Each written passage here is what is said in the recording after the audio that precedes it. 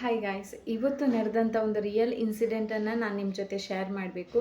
ಯಾಕಂದರೆ ತುಂಬ ಜನ ತಿಳ್ಕೊಳ್ತೀರಾ, ಅವ್ರು ಕೊಡ್ತಾರೆ, ಇವ್ರು ಕೊಡ್ತಾರೆ ಅಮೌಂಟು, ನನಗೆ ಹಸ್ಬೆಂಡ್ ಕೊಡ್ತಾರೆ, ಮನೆಯವ್ರು ಕೊಡ್ತಾರೆ ಅಂತ ತುಂಬ ಜನ ತಿಳ್ಕೊಳ್ತೀರಾ. ಬಟ್ ನನ್ನ ಮುಂದೆ ಇವತ್ತೊಂದು ರಿಯಲ್ ಇನ್ಸಿಡೆಂಟ್ ಆಯಿತು. ಅದರಿಂದ ನನಗೆ ಗೊತ್ತಾಯಿತು, ನಂಗೆ ಆಲ್ರೆಡಿ ಗೊತ್ತಾಗಿದೆ, ಬಟ್ ಬೇರೆಯವರನ್ನು ನೋಡುವಾಗ ನಂಗೆ ಗೊತ್ತಾಯಿತು. ಒಬ್ಬರು ಹುಡುಗಿ ತನಗೋಸ್ಕರ ಒಂದು ಮಂತ್ಲಿ ಒಂದು 5,000 ರೂಪಾಯಿ ಆದರೂ ಅರ್ನ್ ಮಾಡಬೇಕು ಅಂತ. ಏನಂದರೆ ನಾವೀಗ ಅಪಾರ್ಟ್ಮೆಂಟಲ್ಲಿರೋದು. ಸೊ ನಾವು ಕೆಳಗಡೆ ತರಕಾರಿ ಗಾಡಿ ಬರುವಾಗ ನಾನು ಹೋಗುವಾಗ ನಾನು ಹಣ ಇಟ್ಕೊಂಡು ಹೋದೆ. ನಾನೊಬ್ಬಳೇ ಹೋದೆ, ನನ್ನ ಹಸ್ಬೆಂಡ್ ಬಂದಿರಲಿಲ್ಲ. ಸೊ ಇನ್ನೊಬ್ಬರು ಹಸ್ಬೆಂಡ್ ಮತ್ತು ವೈಫ್ ಮತ್ತು ಒಂದು ಚಿಕ್ಕ ಮಗು ಇತ್ತು. ಸೊ ಅವರು ಮಗುವನ್ನು ಇಟ್ಕೊಂಡು ಅವರೇನೋ ಫ್ರೂಟ್ಸ್ ಇತ್ತದ್ರಲ್ಲಿ ಆ್ಯಪಲ್ ಏನೋ ಇತ್ತು. ಸೊ ಆ್ಯಪಲ್ ನಿಮ್ಗೆ ಗೊತ್ತಿರ್ಬೋದು, ತುಂಬ ಕಾಸ್ಟ್ಲಿ ಇರುತ್ತೆ. 300, 240, 250 ರುಪೀಸ್ ಇರುತ್ತೆ. ಸೊ ಅವರು ಮಗುವನ್ನು ಇಟ್ಕೊಂಡಿದ್ರಲ್ಲ, ಅವರ ಮನೆಯಲ್ಲಿ ಹೌಸ್ ವೈಫ್, ಅವರು ಮನೆ ಕೆಲಸ ಎಲ್ಲ ಮಾಡ್ತಾರೆ, ಮಗುವನ್ನು ನೋಡ್ಕೊಳ್ತಾರೆ. ಅವರ ಹಸ್ಬೆಂಡ್ ಜಾಬಿಗೆ ಹೋಗ್ತಾರೆ. ಇವತ್ತೇನು ರಜೆಯಲ್ಲಿದ್ದರು, ಇಲ್ಲದಿದ್ದರೆ ಅವರು ಬರ್ತಾರೆ ತರಕಾರಿ ಫ್ರೂಟ್ಸ್ ಎಲ್ಲ ತಗೊಳ್ಳಿಕ್ಕೆ. ಅವರು ಬರ್ತಾರೆ, ಆ ಲೇಡಿ ಬರ್ತಾರೆ ಮಗುವನ್ನು ಇಟ್ಕೊಂಡು. ಬಟ್ ಇವತ್ತು ಅವರ ಹಸ್ಬೆಂಡ್ ಇದ್ದರು, ನನ್ನ ಜೊತೆ ಚೆನ್ನಾಗಿ ಮಾತಾಡ್ತಿದ್ರು. ಸೊ ಏನಂದರೆ ಇವತ್ತವರು ಸೇಮ್ ಟೈಮ್ಗೆ ಫ್ರೂಟ್ಸು ವೆಜಿಟೇಬಲ್ ಗಾಡಿಯವ ಪರ್ಚೇಸ್ ಮಾಡಲಿಕ್ಕೆ ಬಂದರು. ನಾನು ಪರ್ಚೇಸ್ ಮಾಡ್ತಿದ್ದೆ. ಸೊ ತುಂಬ ಜನ ಇದ್ದರು ಅಲ್ಲಿ. ಆಗ ಆ ಲೇಡಿ ಇದ್ರಲ್ಲ ನನ್ನ ಜೊತೆ ಮಾತಾಡುವವರು, ಅವರವರ ಹಸ್ಬೆಂಡ್ ಹತ್ರ ಹೇಳಿದರು, ಅವ್ರು ಬಂದಿರೋದು ತರಕಾರಿ ತಗೊಳ್ಳಿಕ್ಕೆ, ಈ ಟೊಮೆಟೊ, ಈರುಳ್ಳಿ, ಕಾಯಿ ಮೆಣಸೆಲ್ಲ ತಗೊಳ್ಳಿಕ್ಕೆ. ಸೊ ಅವರ ಆ್ಯಪಲ್ ಇತ್ತು. ಹಸ್ಬೆಂಡ್ ಹತ್ರ ಹೇಳಿದರು, ನಾನೊಂದು 2 ಆ್ಯಪಲ್ ತಗೊಳ್ಳ ಅಂತ. 2 ಆ್ಯಪಲ್ ಅಂದರೆ ಒಂದು 1/4 kg ಬರ್ಬೋದು. ಒಂದು 250 ಅಂದರು, 125, ಒಂದು 70, 60 ರುಪೀಸ್ ಬರ್ಬೋದಾ ಏನು. 1/4 kg, 2 ಆ್ಯಪಲ್ ಅಂದರೆ 1/4 kg ಬರುತ್ತೆ. ಅವ್ರು ಹೇಳಿದ್ರು ನಾನು 2 ಆ್ಯಪಲ್ ತಗೊಳ್ಬೇಕಾ ಅಂತ. ಅದಕ್ಕೆ ಅವರ ಒಂದು ಹಸ್ಬೆಂಡ್ ಒಂದು ರಿಯಾಕ್ಷನ್ ಕೊಟ್ಟರು, ಫೇಸನ್ನೆಲ್ಲ ಇಷ್ಟು ದೊಡ್ಡದು ಮಾಡಿ ಒಂದು ರಿಯಾಕ್ಷನ್ ಕೊಟ್ಟರು. ಸೊ ನನಗೆ ಆಗಾಯಿತು, ಪಾಪ ಮನೆಯಲ್ಲಿ ಫುಲ್ ಕೆಲಸ ಮಾಡ್ತಾರೆ ಅವರು, ಆ ಮಗುವನ್ನು ನೋಡ್ಕೊಳ್ತಾರೆ. ಈ ಹಸ್ಬೆಂಡ್ ಯಾವಾಗಾದರೂ ಒಮ್ಮೆ ರಜೆ ತಗೊಳ್ಳೋದಲ್ಲ. ನಾನು ಹಸ್ಬೆಂಡ್ ಹಾಗೆ ಮಾಡಿದ್ದಕ್ಕೆ ಹೇಳೋದಲ್ಲ, ಹಣ ಅವರು ದುಡಿದ್ರೆ ಮಾತ್ರ ಹಣ ಬರೋದು, ಅದು ಓಕೆ. ಬಟ್ ಪಾಪ ಮನೆ ಕೆಲಸ ಎಲ್ಲ ಮಾಡಿ ಒಂದು 2 ಆ್ಯಪಲ್ ತಗೊಳ್ತೇನೆ ಅನ್ನೋದಕ್ಕೂ ಅವ್ರಿಗೂ ಸ್ವಾತಂತ್ರ್ಯ ಇಲ್ಲ. ಯಾಕಂದರೆ ಅವ್ರು ದುಡಿತಾ ಇಲ್ಲ, ಎಲ್ಲ ಹಸ್ಬೆಂಡ್ ಹತ್ರನೇ ಕೇಳಬೇಕು. ಹಾಗೆ ನಂಗೆ ಗೊತ್ತಾಯಿತು, ಒಂದು ಲೇಡೀಸ್ ಆದರೂ ಒಂದು ಮನೆಯಲ್ಲೇ ಕೂತ್ಕೊಂಡು ಅರ್ನ್ ಮಾಡಲೇಬೇಕು. ಅವರ ಏನಕ್ಕೂ ಅಲ್ಲದಿದ್ದರೂ ಅವರ ಖರ್ಚಿಗಾದರೂ ಅವರು ಅರ್ನ್ ಮಾಡಬೇಕು. ಒಂದು ಮಂತ್ಲಿ ಒಂದು 2,000, 3,000, 5,000, ಜಾಸ್ತಿ ಬೇಡ, ಒಂದು 5,000 ಆದರೂ ಮಿನಿಮಮ್ ಅರ್ನ್ ಮಾಡಬೇಕು. ಯಾಕಂದರೆ ಅವರಿಗೆ ಮಂತ್ಲಿ ಒಂದು ಅವರದ್ದೇ ಕೆಲವು ಪರ್ಸ್ನಲ್ ಥಿಂಗ್ಸ್ ತಗೊಳ್ಳಿಕ್ಕಿರುತ್ತೆ. ಫುಡ್ ಏನಾದರೂ ತಿನ್ನಬೇಕು ಅಂತ ಆಸೆ ಇರುತ್ತೆ, ಅಥವಾ ಏನಾದರೂ ಮಾಡ್ಕೊಂಡು ತಿನ್ನಬೇಕು, ಅಥವಾ ಯಾರಿಗಾದ್ರೂ ಗಿಫ್ಟ್ ಕೊಡಬೇಕು, ಬರ್ಡೇ ಫಂಕ್ಷನಿಗೆ, ಫ್ರೆಂಡ್ಸಿಗೆ, ಫ್ಯಾಮಿಲೀಸಿಗೆ. ನಾನು ಹಾಗೆ ತಿಳ್ಕೊಂಡೆ, 2 ಆ್ಯಪಲಿಗೆ ಹೀಗೆ ಮಾಡುವವರು ಇನ್ನು ಏನಾದರೂ ಒಂದು ದೊಡ್ಡ ಗಿಫ್ಟ್ ಕೊಡಬೇಕು ಅಂತ ಇದ್ರೆ ಕೊಡ್ತಾರಾ? ಹಾಗಾದರೆ ಆ ಹೆಣ್ಣಿನ ಪರಿಸ್ಥಿತಿ ಹೇಗಿರ್ಬೋದು? ಮನೆಯಲ್ಲಿ ಹೊರಗಡೆ ಚೆನ್ನಾಗಿರ್ತಾರೆ, ಒಳಗಡೆಯಿಂದ ಹೇಗಿರ್ಬೋದಲ್ವ? ಸೊ ಹಾಗಾಗಿ ಯಾರನ್ನು ದೂಷಿಸ್ಲಿಕ್ಕಾಗಲ್ಲ. ಯಾಕಂದರೆ ಅವರ ಹಸ್ಬೆಂಡ್ ಕೂಡ ಆಫೀಸಿಗೆ ಹೋಗಿ ತುಂಬ ಕಷ್ಟಪಟ್ಟು ಕೆಲಸ ಮಾಡಿದರೆ ಮಾತ್ರ ಅಮೌಂಟ್ ಸಿಗೋದು. ಹಾಗಾಗಿ ನಾನು ಏನು ಹೇಳೋದು, ನೀವು ಯಾವುದೇ ಕಲೀರಿ.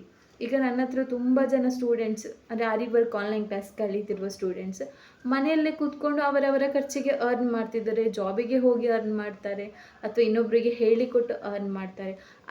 ಅದೇ ಥರ ಈಗ ಯಾರೆಲ್ಲ ನನ್ನ ಈ ವಿಡಿಯೋನ ಈ ಥರ ಪ್ರಾಬ್ಲಮ್ ಫೇಸ್ ಮಾಡಿದ್ದೀರಾ, ನೀವೊಂದು ತಿಳ್ಕೊಳ್ಳಿ, ನೀವು ಯಾರಿಗೂ ಭಾರ ಆಗಬೇಡಿ, ಯಾರ ಮೇಲೂ ಡಿಪೆಂಡ್ ಆಗಬೇಡಿ. ನಿಮಗೆ ಎಲ್ಲ ಸರಿ ಇದೆ, ಕೈಕಾಲು ಸರಿ ಇದೆ, ತಲೆ ಸರಿ ಇದೆ, ಎಲ್ಲ ಸರಿ ಇದೆ ಅಲ್ಲ. ಸೊ ಹಾಗೆ ಏನಾದರೂ ಮಾಡಿ. ಯಾಕಂದರೆ ಇನ್ನೊಬ್ಬರ ಮೇಲೆ ಡಿಪೆಂಡ್ ಆದರೂ ನಾವು ಅದು ಯಾವತ್ತಿದ್ರೂ ಒಂದು ಗುಲಾಮರ ಥರನೇ ಅಲ್ವಾ? ಮನೆಯಲ್ಲಿ ಆದರೂ, ಫ್ಯಾಮಿಲಿಯಲ್ಲಾದರೂ, ಯಾರ ಮೇಲೆ ಡಿಪೆಂಡ್ ಆದರೂ ನಾವೊಂಥರ ಅವರ ಏನು ಹೇಳ್ತೇವೆ, ಅವರು ನಮ್ಮನ್ನು ಸಾಕ್ತಾರೆ, ನಾವು ಅವರು ಹೇಳಿದಾಗೆ ಕೇಳಬೇಕು, ಹಾಗಿರುತ್ತೆ. ಏನು ತಗೊಳ್ಳಿಕ್ಕಿದ್ರು ಅವರ ಪರ್ಮಿಷನ್ ಕೇಳಬೇಕು, ಹಣ ಇದ್ದರೆ ಮಾತ್ರ ನಾವು ಹೋಗಬೇಕು, ಇಲ್ಲಾಂದರೆ ಇಲ್ಲ. ಸೊ ಅಂಥ ಪರಿಸ್ಥಿತಿ ತುಂಬ ಹೆಣ್ಮಕ್ಳ ಹತ್ರ ಇರುತ್ತೆ. ಸೊ ನೀವು ಬೇಡ, ನೀವು ಆರಿ ವರ್ಕ್ ಇಂಟ್ರೆಸ್ಟ್ ಇತ್ತು ಇಲ್ಲಾಂದರೆ ಬೇಡ, ನೀವು ಟೈಲರಿಂಗ್ ಕಲೀರಿ, ಅದರಲ್ಲಿ ಇಂಟ್ರೆಸ್ಟ್ ಇಲ್ವಾ, ಬೇಡ. ನೀವೊಂದು ಯೂಟ್ಯೂಬ್ ಚಾನಲ್ ಸ್ಟಾರ್ಟ್ ಮಾಡಿ. ನೀವು ಯಾವುದು ಮಾಡಬೇಕು ಅಂತ ಕನ್ಫ್ಯೂಷನಲ್ಲಿ ಕೂತ್ಕೊಳ್ಬೇಡಿ. ಒಂದು ವೇಳೆ ನಿಮ್ಮ ಮನೆಯಲ್ಲಿ ನಿಮ್ಮ ಫೇಸ್ ತೋರಿಸಿ ಯೂಟ್ಯೂಬ್ ಚಾನಲ್ ಮಾಡಬೇಡ, ನಮ್ಮ ಮರ್ಯಾದೆ ಹೋಗುತ್ತೆ ಅಂತ ಹೇಳುವವರು ಇರ್ತಾರೆ. ನೀನು ಫೇಸ್ ತೋರಿಸಿ ಯೂಟ್ಯೂಬ್ ಚಾನಲ್ ಮಾಡಿದರೆ ನಮ್ಮ ಫ್ಯಾಮಿಲಿಯಲ್ಲಿ ನನ್ನ ಮರ್ಯಾದೆ ತೆಗಿತಾರೆ, ನೀನೇನು ನಿನ್ನ ಹೆಂಡತಿಯನ್ನು ಕಂಟ್ರೋಲಲ್ಲಿ ಇಟ್ಕೊಳ್ಳುವಲ್ವ ಕೇಳ್ತಾರೆ, ಹಾಗೆಲ್ಲ ಹೇಳುವ ಫ್ಯಾಮಿಲೀಸ್ ಕೂಡ ಇರುತ್ತೆ, ನಾನು ನೋಡಿದೆ. ಸೊ ಆಗೇನು ಮಾಡಿ, ಫೇಸ್ಲೆಸ್ ಯೂಟ್ಯೂಬ್ ಚಾನಲ್ ಮಾಡಿ. ಫೇಸ್ಲೆಸ್ ಯೂಟ್ಯೂಬ್ ಚಾನಲ್ ಅಂದರೆ ಕುಕ್ಕಿಂಗ್ ಚಾನಲ್ ಮಾಡಿ. ನಿಮಗೆ ಗೊತ್ತಿರುವ ಅಡಿಗೆ ಮಾಡಿ. ನೀವು ಡೈಲಿ ಅಡಿಗೆ ಮಾಡ್ತೀರಾ, ಆ ಅಡಿಗೆ ಮಾಡಿ. ಅಥವಾ ಏನಾದರೂ ನಿಮಗೆ ಮೆಹಂದಿ ಎಲ್ಲ ಗೊತ್ತಿದ್ದರೆ ಅದರದ್ದು ವಿಡಿಯೋ ಮಾಡಿ ಹಾಕಿ. ಅಥವಾ ನಿಮಗೆ ಆರಿ ವರ್ಕ್ ಕಲಿತು ನೀವು ಸ್ಟಾರ್ಟ್ ಮಾಡಬೇಕು ಅಂದರೆ ಬಿಸ್ನೆಸ್, ಅದನ್ನು ನೀವು ಆರಿ ವರ್ಕ್ ಆನ್ಲೈನ್ ಕ್ಲಾಸ್ ನಾವು ತಗೊಳ್ತೇವೆ ನಮ್ಮ ಸೈಡಿಂದ, ನೀವು ಜಾಯ್ನ್ ಆಗ್ಬೋದು. ಇಲ್ಲದಿದ್ದರೆ ನಿಮ್ಗೆ ಏನಾದ್ರು ಪೇಂಟಿಂಗಲ್ಲಿ ಇಂಟ್ರೆಸ್ಟ್ ಇತ್ತು ಅಂದರೆ ಅದಕ್ಕೂ ಜಾಯ್ನ್ ಆಗ್ಬೋದು. ಅಥವಾ ಬೇಡ ನಮಗೆ ಹಣ ಕಟ್ಟಿ ಜಾಯ್ನ್ ಆಗಲಿಕ್ಕೆ ಅಷ್ಟು ಹಣ ಇಲ್ಲ ಅಂದರೆ ಯೂಟ್ಯೂಬಲ್ಲಿ ನೋಡ್ಕೊಂಡು ಕಲಿಬೋದು. ಯೂಟ್ಯೂಬಲ್ಲಿ ನಿಮಗೆ ಸಿಂಪಲ್ ಡಿಸೈನ್ಸ್ ಬರುತ್ತೆ, ಬೇಸಿಕ್ ಸ್ಟಿಚಸ್ ಬರುತ್ತೆ. ತುಂಬ ಜನರು ಯೂಟ್ಯೂಬ್ ಚಾನಲಲ್ಲಿ ಬೇಸಿಕ್ ಸ್ಟಿಚಸ್ ಹೇಳಿಕೊಡ್ತಾರೆ, ನೀವು ಅದರಲ್ಲಿ ಬೇಕಾದ್ರೂ ಕಲಿಬೋದು.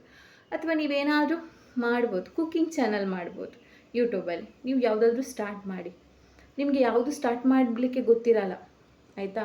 ನೀವು ಫಸ್ಟ್ ಏನು ತಿಳ್ಕೊಳ್ತೀರಾ, ನಾನೀಗ ಸ್ಟಾರ್ಟ್ ಮಾಡಿದೆ, ಒಂದು ವೇಳೆ ನಾನು ಗ್ರೋ ಆಗೋದಿದ್ದರೆ ನನ್ನ ಮನೆಯವರೆಲ್ಲ ನನ್ನನ್ನು ನೋಡಿ ನಗ್ತಾರೆ, ಹಾಗೆ ತಿಳ್ಕೊಳ್ಬೇಡಿ. ನೀವು ಮೊದಲು ಸ್ಟಾರ್ಟ್ ಮಾಡಿ.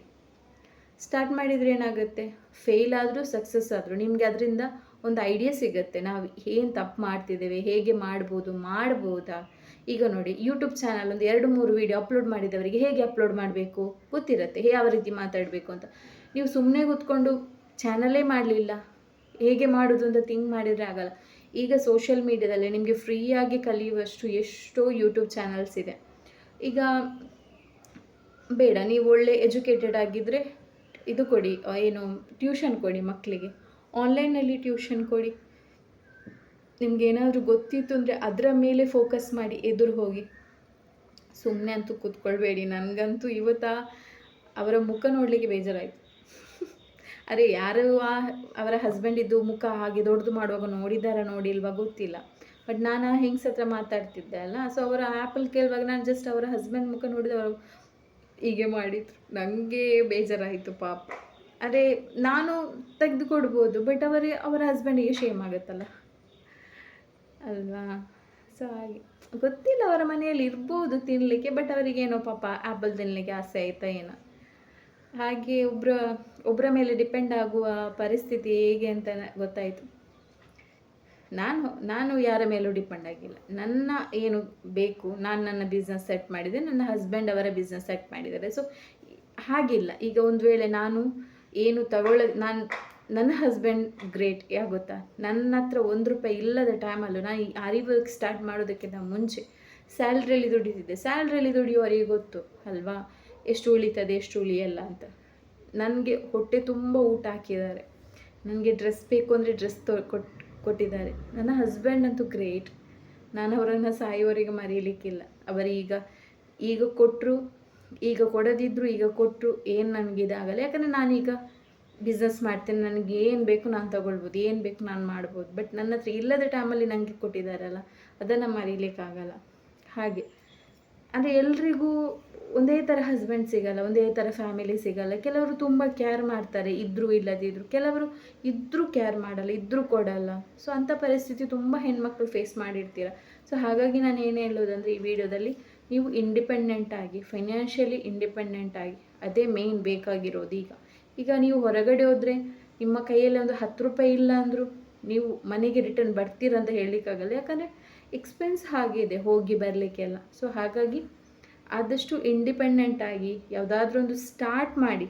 ಯಾವುದು ಸ್ಟಾರ್ಟ್ ಮಾಡಬೇಕು ಅಂತ ಸುಮ್ಮನೆ ಕೂತ್ಕೊಳ್ಬೇಡಿ, ಸ್ಟಾರ್ಟ್ ಮಾಡಿ. ಯಾವುದಾದ್ರೂ ಫೇಲ್ ಆಗ್ತೀರಾ, ಸಕ್ಸಸ್ ಆಗ್ತೀರಾ, ಅದು ಸೆಕೆಂಡರಿ. ಬಟ್ ನೀವು ಫಸ್ಟ್ ಸ್ಟಾರ್ಟ್ ಮಾಡಿ. Okay, thank you.